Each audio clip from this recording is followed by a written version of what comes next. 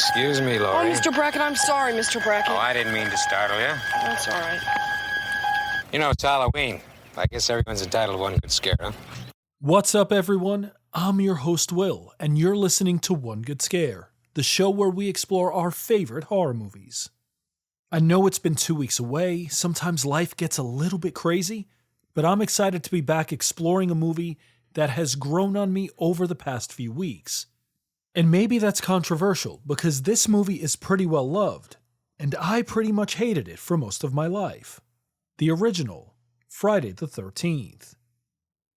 Before we dive in though, don't forget that you can follow One Good Scare on Instagram at OneScarePod and on TikTok at One Good Scare Pod.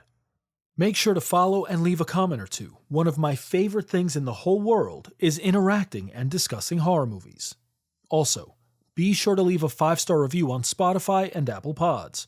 It lets me know you're enjoying the show, and that goes a long way to keeping it going. And remember, my goal with One Good Scare is not to replace your viewing experience. It's to enhance it.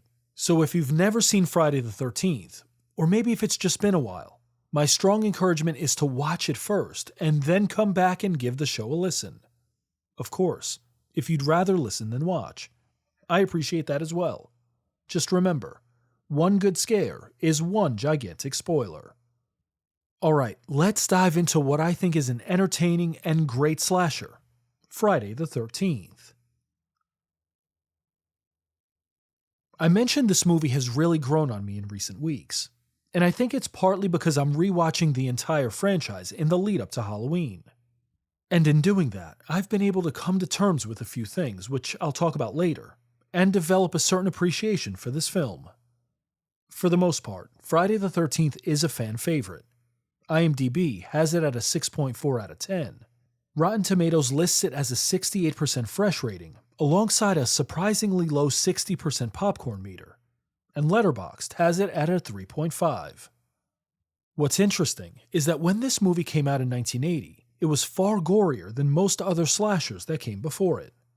The Texas Chainsaw Massacre and Halloween were both pretty tame by comparison, and so many other iconic slashers, A Nightmare on Elm Street, Hellraiser, Child's Play, they were all still a few years away.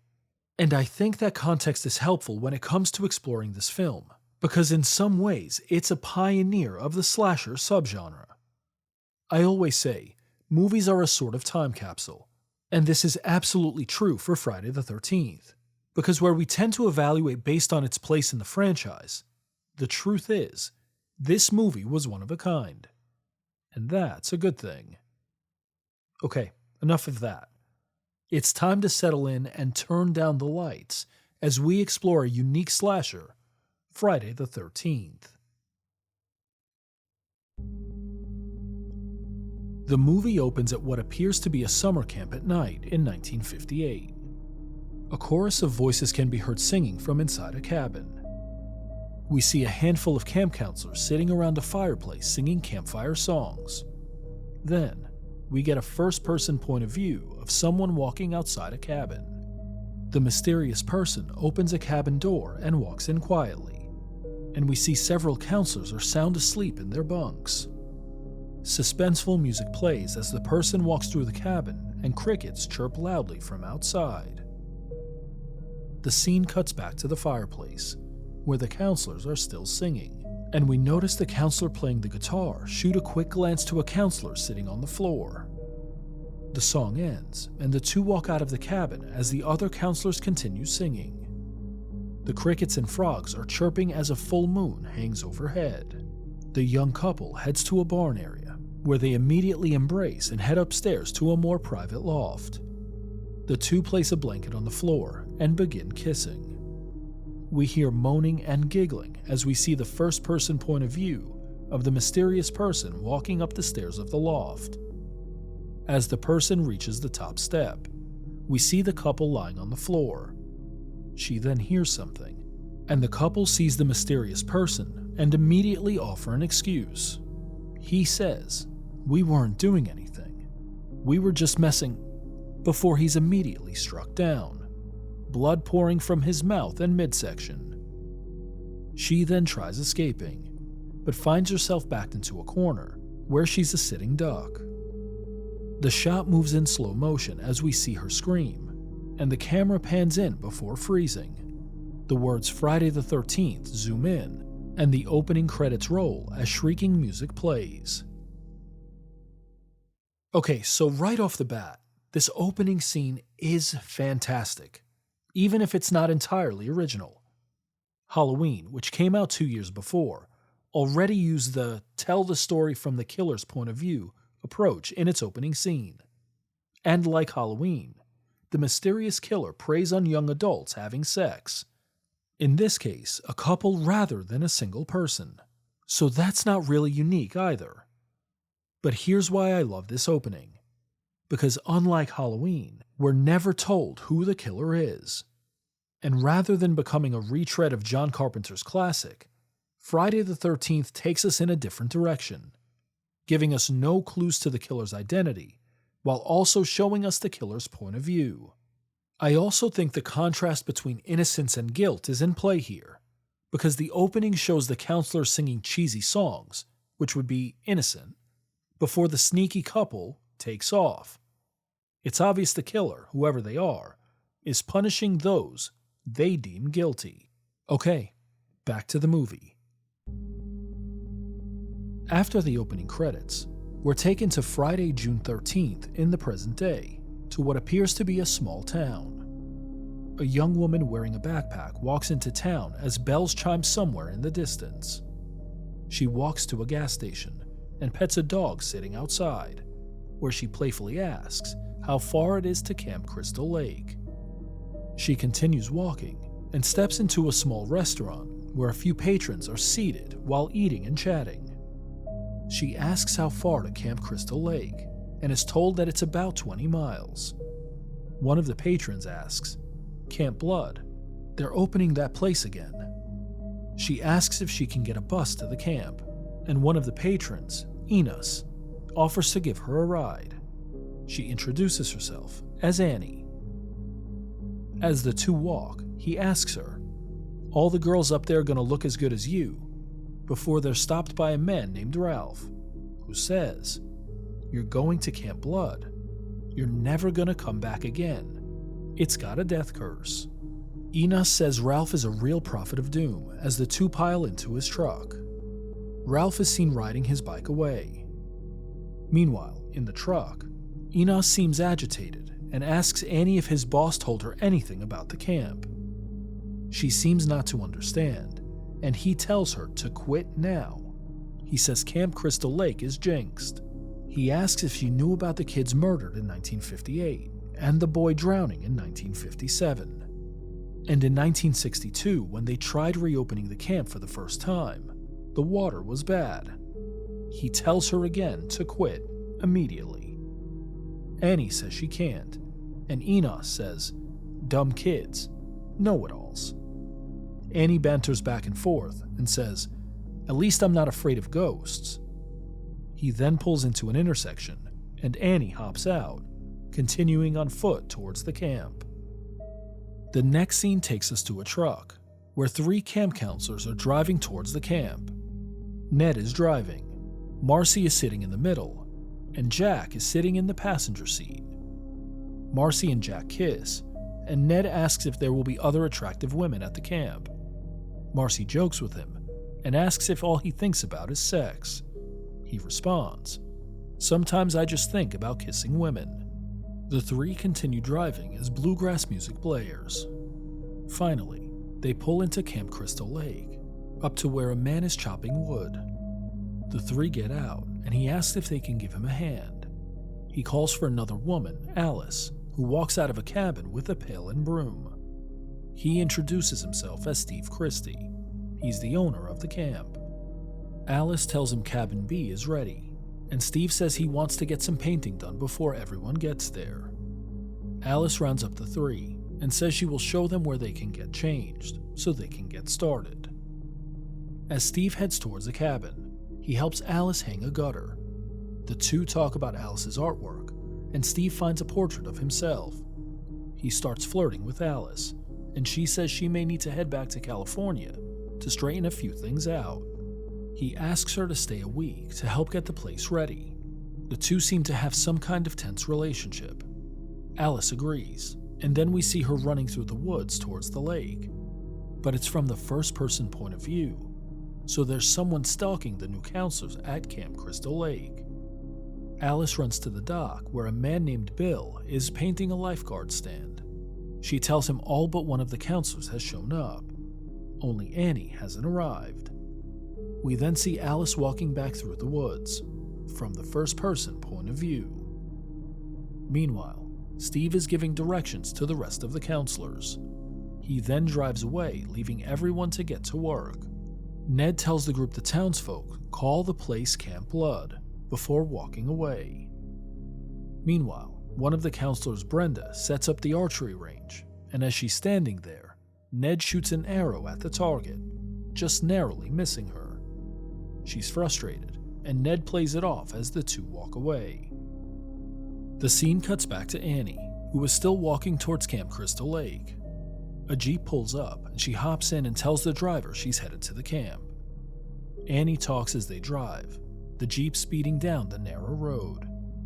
Suddenly, Annie notices the driver missed a turn, and she asks them to stop.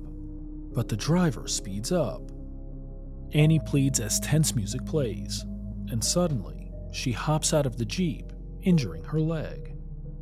The driver backs up as Annie hobbles into the woods. She's now running for her life. Annie stumbles through before she walks into the mysterious person, which causes her to fall down. As Annie stands up, the killer pulls a knife and cuts Annie's throat, killing her. The scene shifts back to the camp as the counselors set up the dock and go swimming. The mysterious person, who we know is a killer, watches from the woods. After a few minutes, Alice gathers the counselors to get back to work, when suddenly, Ned appears to be drowning. Brenda and Jack dive into the lake as Marcy pulls up in a canoe. They pull Ned from the water, and Brenda starts to give him mouth-to-mouth, when suddenly, Ned pulls her head in and kisses her. The killer watches from a distance. The next scene takes us into Alice's cabin as she preps for the rest of the evening. While going through her drawers, she's startled by a black snake on the ground. She calls for Bill, who has a machete, and she tells him about the snake as the rest of the crew runs in. Alice pleads for Bill to kill it, and after moving furniture, he chops its head off with the machete.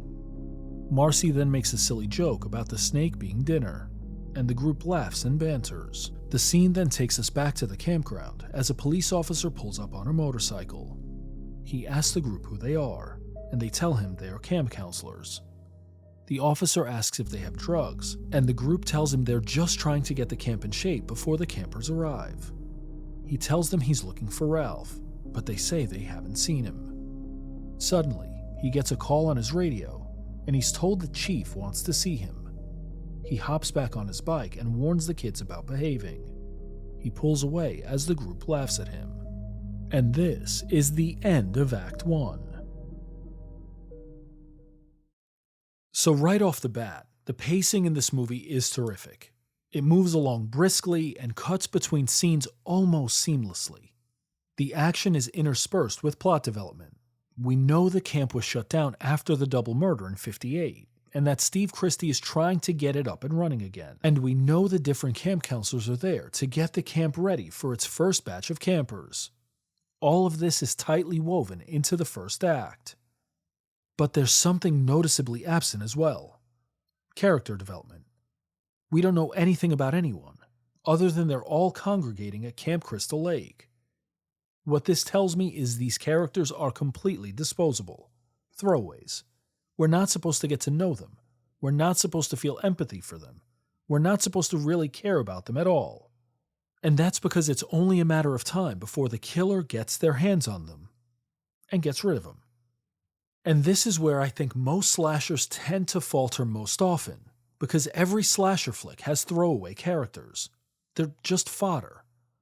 But so often, rather than keeping it that way, lots of slashers try to give us depth, a backstory, trauma or tragedy that these characters have endured, only to unceremoniously kill them off.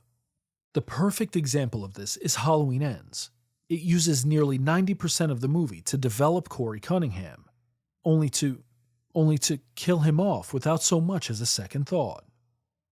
The best slashers, though, the original Halloween, A Nightmare on Elm Street, and Scream, they tend to balance both, mixing generally unlikable throwaway characters with 1 or 2 or even 3 reasonably developed characters that we then care about, root for, and are somewhat heartbroken when they don't make it. Alright, on to Act 2. Act 2 opens with Alice in the kitchen. As she opens the pantry, Crazy Ralph pops out and says they're doomed if they stay at the camp. The camp has a death curse, and he says God sent him to warn them to leave immediately. He walks out of the cabin and rides away on his bike, repeating that the group is doomed. The group prepares for dinner and banters as Jack, Brenda, and Bill head out to the emergency generator. We then see Jack and Marcy out by the lake, dancing on a log and laughing. We watch as Ned walks away quietly towards a side cabin. As he's walking, he sees a strange figure walk into the cabin, and he goes in to check it out, asking if anyone is there. Marcy and Jack walk over to the cabin a few minutes later, and the two kiss outside as the storm rolls in. Marcy tells Jack that she's always been afraid of storms, and tells him about a recurring nightmare where the rain turned to blood. The storm does in fact roll in, and Marcy and Jack head into the cabin, where they immediately kiss and get into bed.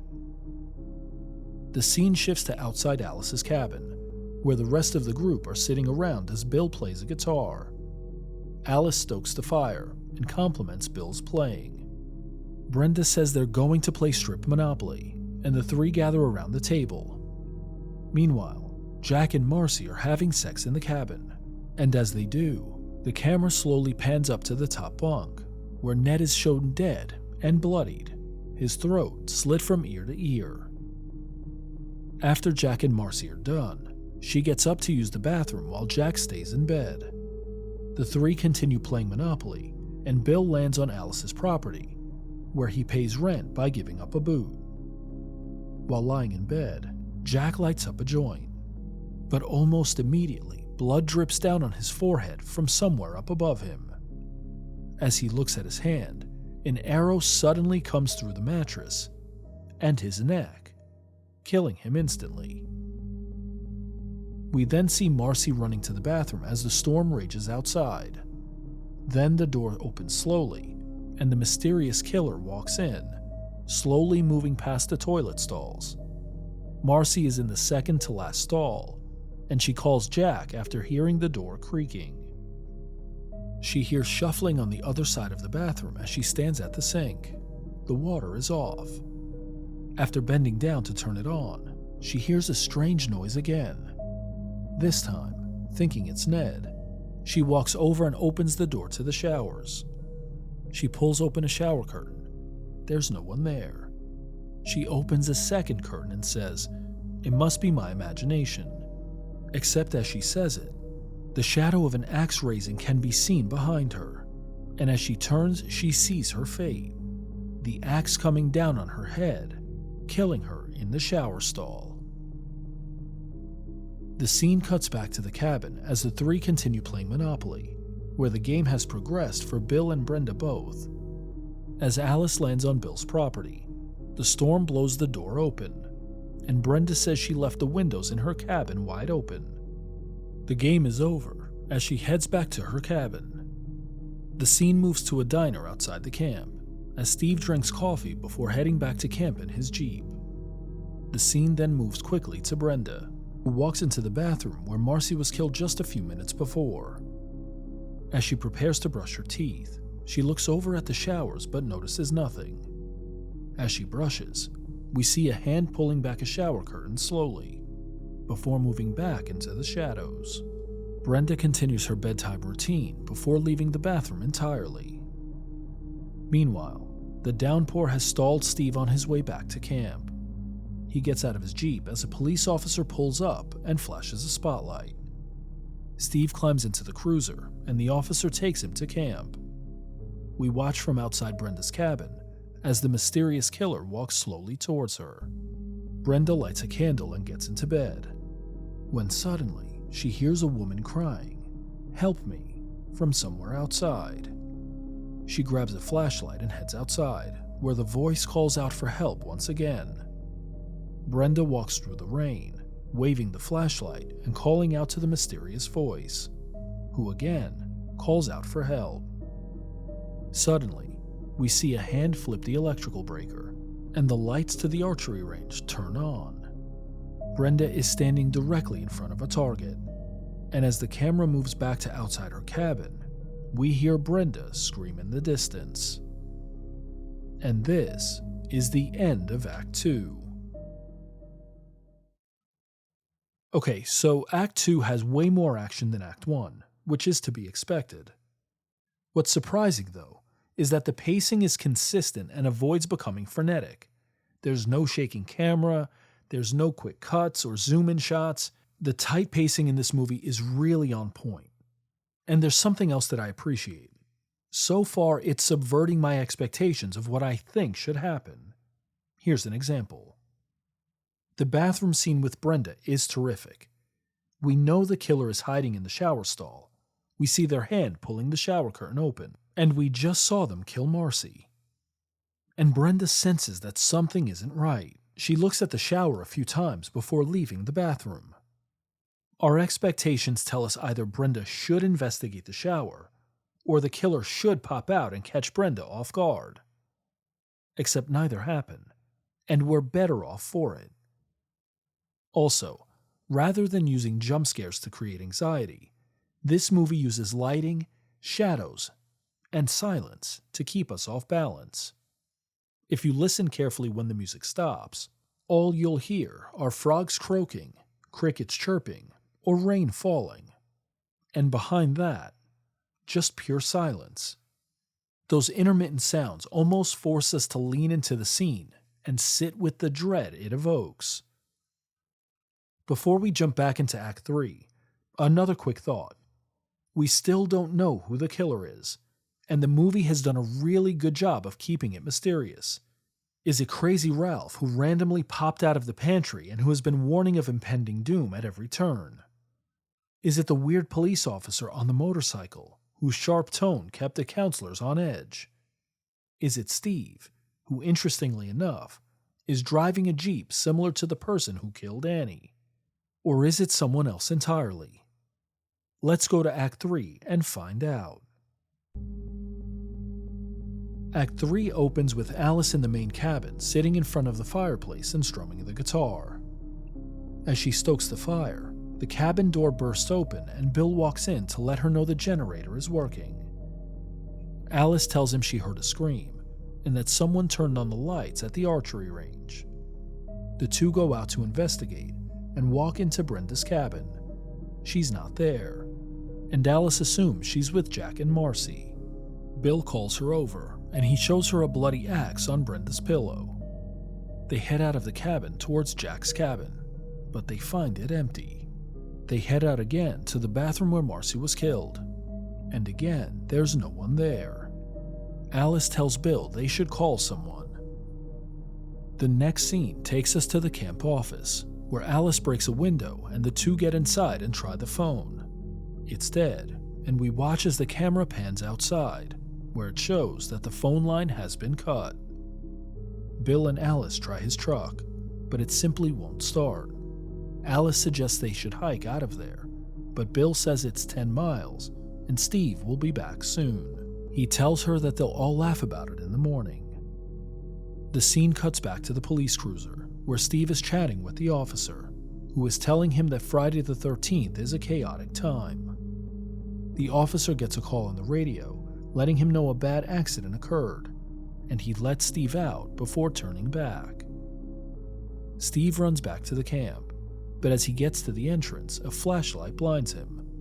He greets the person, but we see that he's attacked, for the scene cuts back towards the cabins. The first-person point of view shows the killer going into the generator room, and then suddenly, all the lights in the camp go out. Bill, meanwhile, lights a few gas lanterns as Alice asks what happened. Bill heads out to check the generator and encourages Alice to get some sleep. He works on the generator when suddenly Alice sits up and yells, "Bill!" She walks to the kitchen and sets a kettle on the stove to make 2 cups of instant coffee. Restless, she heads out through the woods and calls for Bill. When she gets to the generator room, she finds his rain poncho on the ground, but no sign of Bill. Then, as she closes the door, she sees him. He's pinned to it and shot full of arrows. Alice screams and runs back to the cabin. She's our iconic final girl, except she doesn't know it just yet. She rigs the door closed with a length of rope, locks the windows, and pulls the curtains shut, and moves a trunk and a few chairs in front of the door. She grabs a hat and a small fork before resting by the refrigerator. Suddenly, Brenda is tossed through the kitchen window. She's dead, and Alice is frozen in place. Alice maneuvers around Brenda's body and towards the front of the cabin, when suddenly she sees headlights from a Jeep. She takes the barricade from the door and runs out, yelling for Steve. Except it's not Steve. Instead, it's Mrs. Voorhees, a friend of the Christies. Alice, hysterical, tells her that everyone is dead, and Mrs. Voorhees says that she can help and will take a look. Mrs. Voorhees says she's not afraid as the two walk into the cabin and Alice closes the door. Mrs. Voorhees gasps as she sees Brenda's body in the kitchen, and she laments that Steve opened the camp again, saying there was so much trouble in the past. She asks Alice if she knew about the young boy who drowned in 1957, the year before the couple was killed. She says he drowned because the counselors were making love instead of paying attention. The young boy's name was Jason. She says she was working, preparing meals, and that Jason should have been watched. Her tone changes as she grabs Alice by the arms and says, "We should go now." Suddenly, we see flashbacks as Jason drowns in the lake and begins crying out, "Help, Mommy." Mrs. Voorhees says, "I am Jason." She then drops a bombshell. Jason was her son, and Friday the 13th is his birthday. Freaked out, Alice asks where the Christies are, and it becomes obvious that Mrs. Voorhees is responsible for the deaths. She accuses Alice of letting Jason drown as she grabs a knife. Alice grabs a fire poker and hits Mrs. Voorhees, knocking her out briefly. She then runs out of the cabin to the Jeep, where Annie's body is sitting in the front seat. As she runs towards another cabin, Bill's body drops down from the roof, startling Alice. Mrs. Voorhees walks out of the cabin and looks at Alice as she runs away, her voice mimicking Jason's, saying, "Kill her, Mommy." Mrs. Voorhees tells Jason she won't let her get away. Meanwhile, Alice hides in a workshop and grabs a gun. Mrs. Voorhees starts the generator and turns on the electricity as Alice scrambles to find shells. Then, Mrs. Voorhees steps into the workshop and tells Alice to go with her. We then hear Jason speaking through Mrs. Voorhees, and Alice throws the gun at her. Mrs. Voorhees inches closer as Alice backs away, and upon reaching Alice, she slaps her repeatedly before throwing her into a table. Alice fights back and runs out of the workshop. Alice again runs through the woods as Mrs. Voorhees, mimicking Jason's voice, gives chase. Alice runs to the main cabin, turns out the lights, and hides in the pantry. She hears Mrs. Voorhees enter and begin breaking items in the cabin. Alice holds the pantry door shut and Mrs. Voorhees exits the cabin. Or so we thought. Suddenly, the pantry doorknob turns slowly, and Mrs. Voorhees begins axing her way through it.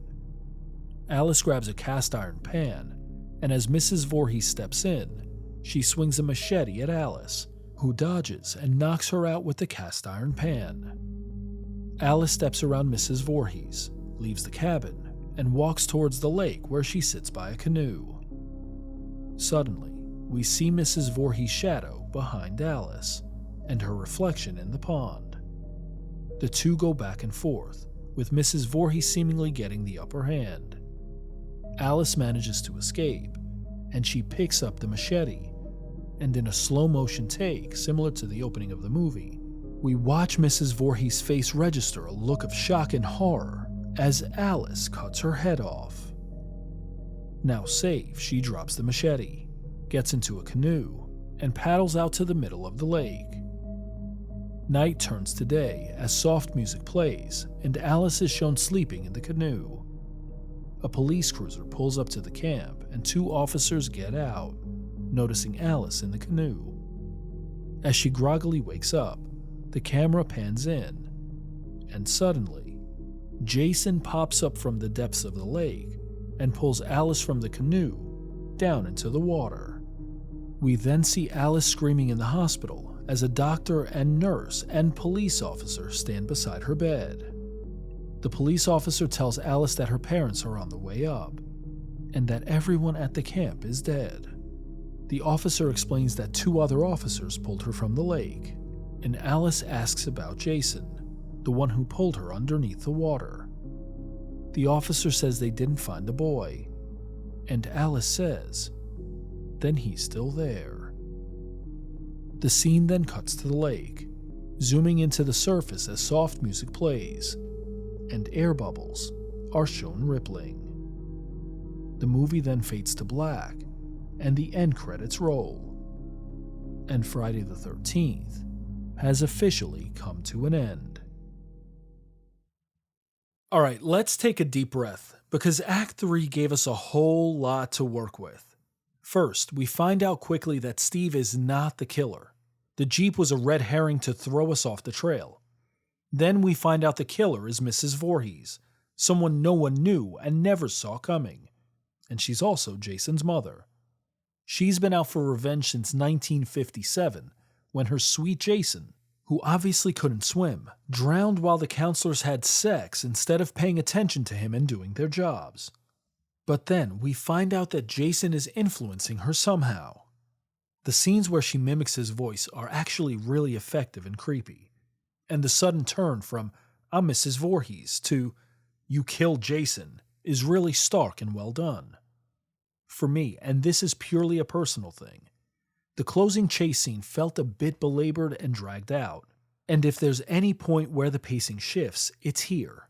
Multiple times, Alice fights Mrs. Voorhees, gets the upper hand, runs away, and is cornered, and then she does it all again.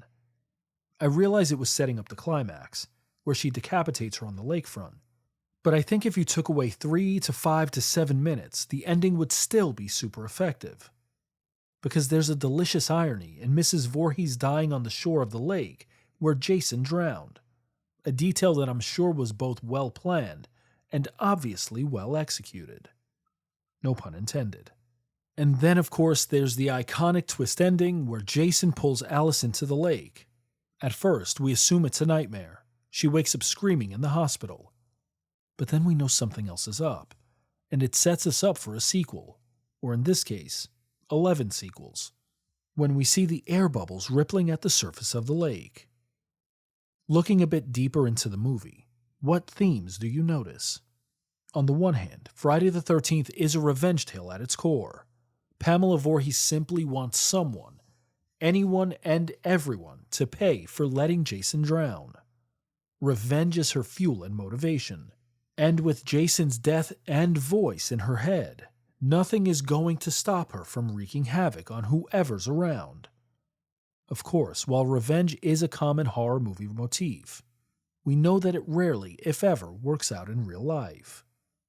And we also know that in many slashers, of which this movie is really no different, sex, drugs, violence, and death go hand in hand. This movie makes this now common trope interesting. Think of it this way. First, the couple at the beginning is killed just before having sex. Then, Jack and Marcy are killed just after having sex. Steve flirts creepily with Alice before leaving to go into town. Ned is a horny guy who seemingly laments that he's not having sex at all. Bill and Brenda tease sex while playing strip Monopoly. And then only Alice survives. It's as if this movie covers all the bases. Think about, attempt, or participate in sex, and you will die. Truly, though, at the end of the day, Friday the 13th is really just a fun and entertaining slasher. It's no deeper than a puddle, and it's probably best enjoyed on a cold, windy, rainy fall evening, like those leading up to Halloween.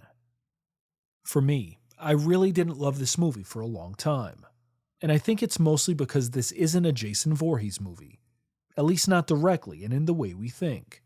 He's not the killer, and we don't even learn his name until 95% of the way into the movie. Except here's the thing. When this movie first came out in 1980, no one knew who Jason Voorhees was. We, in 2025, have the luxury of looking back over 12 movies. But in 1980, Friday the 13th was a new thing. And by realizing that, I was better able to appreciate and enjoy this movie far more than I had in the past. The rest of the franchise is another story entirely for another episode or episodes. Alright, before we close, it's time to get to one of my favorite portions of the show, where I ask your thoughts on this movie. And though there weren't as many replies as in the past, which is completely my fault because I posted late, a small handful still came through. From Horror Hour with the Hannahs, I think it's very boring and slow. The best scene is the lake jump scare. Context: I saw it for the first time in 2023, so I have zero nostalgia. From Mixed Movie Reviews, I love it. I love the fact that it's Mrs. Voorhees that's the killer, and I also like the part where she thinks she's safe at the end. #nope, laugh out loud. From Haddonfield_mascot, I love pretty much everything about it. I wish the cinematography was a bit better. Hard to find a negative. And from Real Talk, the original Friday the 13th nails the creepy atmosphere and delivers some great kills with a killer twist ending. The acting's a little rough, but overall, it's a fun, classic slasher. Solid 4 out of 5. Alright, that's it for this episode of One Good Scare. As always, thanks for spending your time with me. I don't take it for granted. And of course, be sure to join me next episode as we dive into one of the best horror movies of the last 5 years, Barbarian.